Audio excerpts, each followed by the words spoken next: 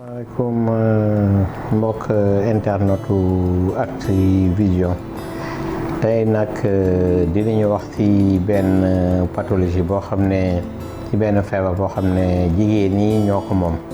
parce que jigéen yu bëre donc dañ may interpeller par rapport à ça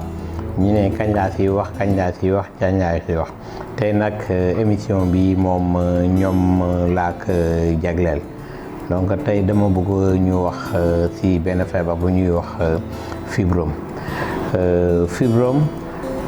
tumeur la tumeur bénigne tumeur bénigne la ça veut dire que c'est différent de cancer donc tumeur bénigne boo xam ne dafay dund ci utérus bi moom mooy butitu jurukaay bi. Tumeur bi mën nañu am mu nekk benn wala mu nekk yu bëre donc ça varie léegi benn jigéen mun présenter plusieurs fibromes donc loolu moom mooy entraîner une augmentation donc loolu moom mooy yokk li nga xam ne moom mooy utérus bi xaw ko dëgëral léegi li nga xam ne moom moo koy andi li ci gën a bare donc mën nañu wax ne jigéen day survenir ci jigéen yi nga xam ne dañuy am autour de 30 ans ci àdduna bi donc ñu ngi estimer entre 30 ak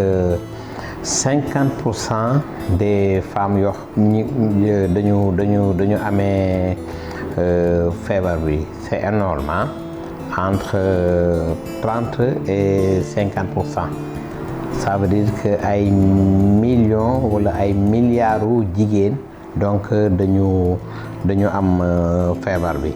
donc yaakaar naa ne loolu moom moo ëpp Covid bi. li nga xam ne moom moo koy andi pour le moment xamaguñu ko wante am na ay lu ñuy wax ay facteur de risque li nga xam ne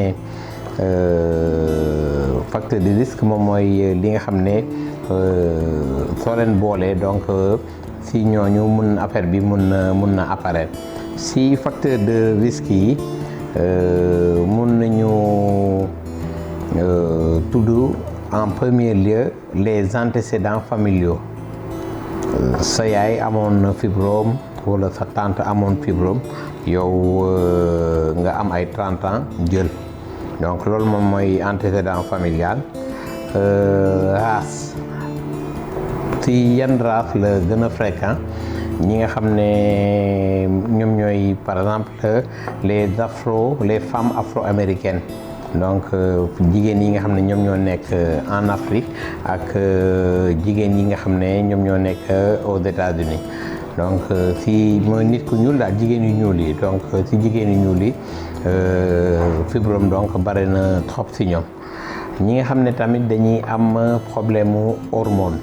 jigéen yi nga xam ne dañuy am problème hormone moom mooy andi règles yi di déranger suñu dosé hormone bi ñu xam ne ñu gis ne que ne dafa am problème dafa yokk wala dafa wàññeeku donc si jigéen yooyu dañuy gis ne que ne bare na si ñoo xam ne dañ ci am fibrome. ñi nga xam ne tamit dañuy am poids mooy jigéen yi nga xam ne macha allah dañu am poids dañu xaw a wax c'est un peu vulgaire mais dañu xaw a pata ñooñu tamit facilement donc dañuy am fibrome.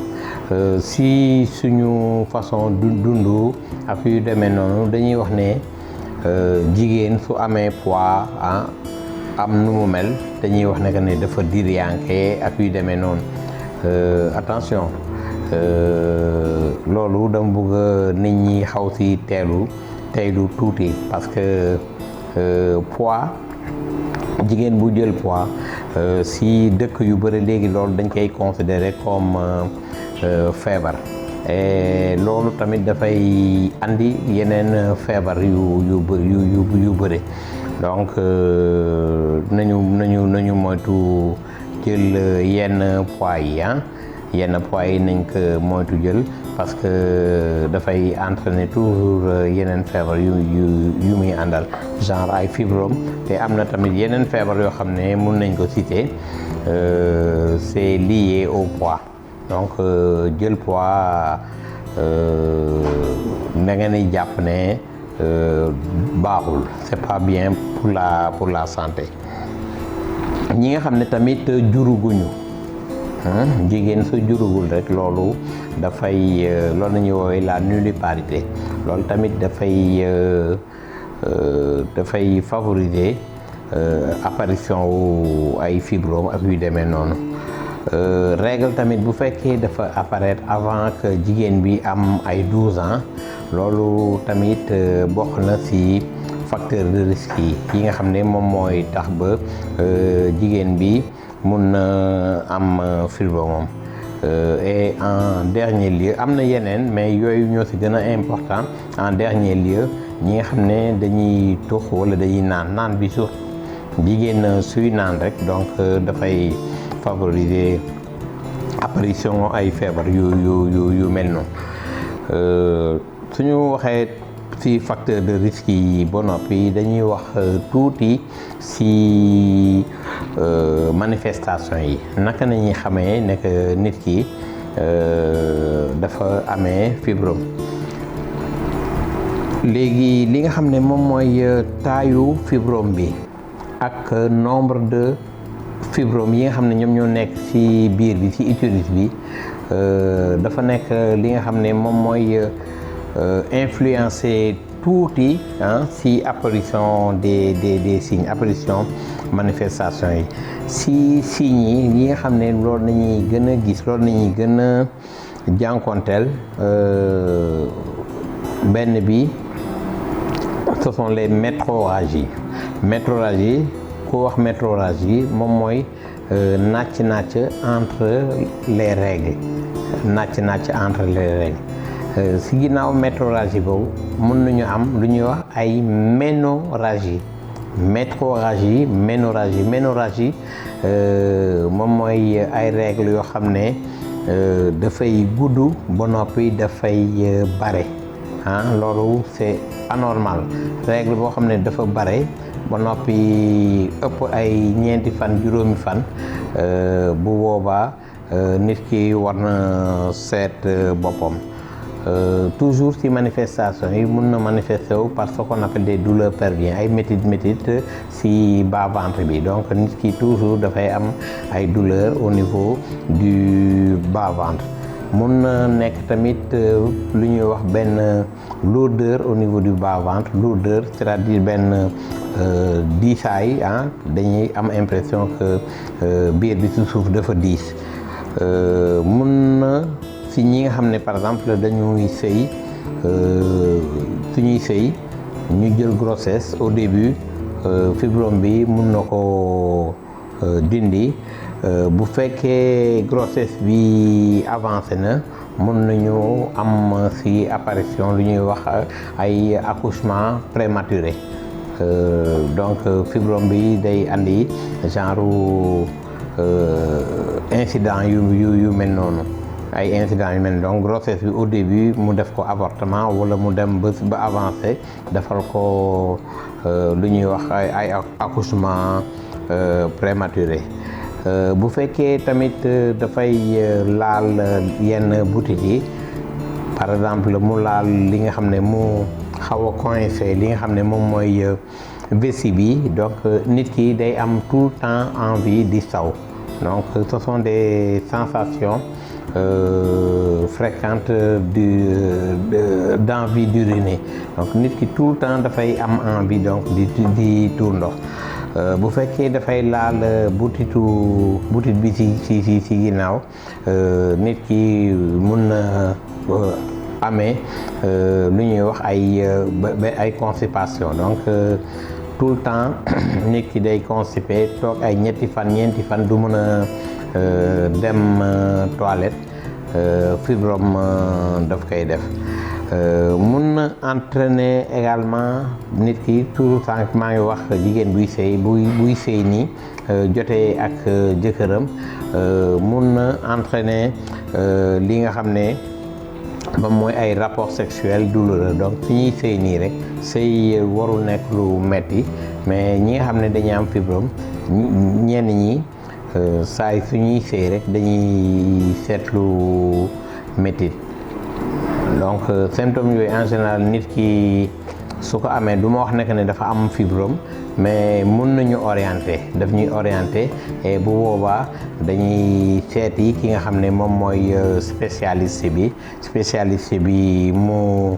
seet ko. su seetee jigéen bi mun na ko defloo lu ñuy wax benn échographie, wala am na ñoo xam ne dañuy demander carrément lu ñuy wax benn IRM, et IRM bi moom moo ñuy permettre ñu poser diagnostic bi, ñu wax nombre de fibromes yi nekk ñoom ñoo nekk ci biir bi, ci utérus bi, joxe seen taille, joxe seen localisation. En ce moment-là loolu dafay orienter par rapport à la prise en charge, donc par rapport au traitement.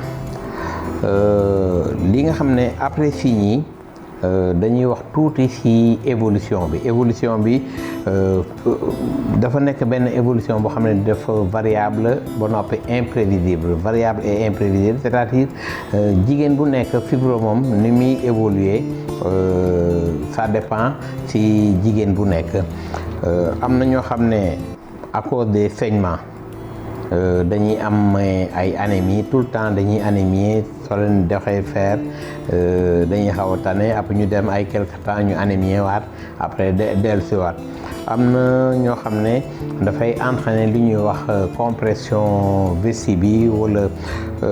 rectum bi, mooy ñi ma doon wax sànq. mun na entraîner ay sensation, nit ki dafay bëgg di saw fréquemment, wala nit ki dafay constipé. mun na entraîner également ay hémorroïdes bu fekkee fibrome bi dafay xaw a tànc veines yi nga xam ne ñoom ñoo nekk ci biir bi. am na ci jigéen yoo xam ne dañuy sëy donc fibrome mun na entraîner ce qu'on appelle une infertilité, donc day tax ba jigéen bi donc du jur, ay fausse couche ak accouchement prématuré. donc loolu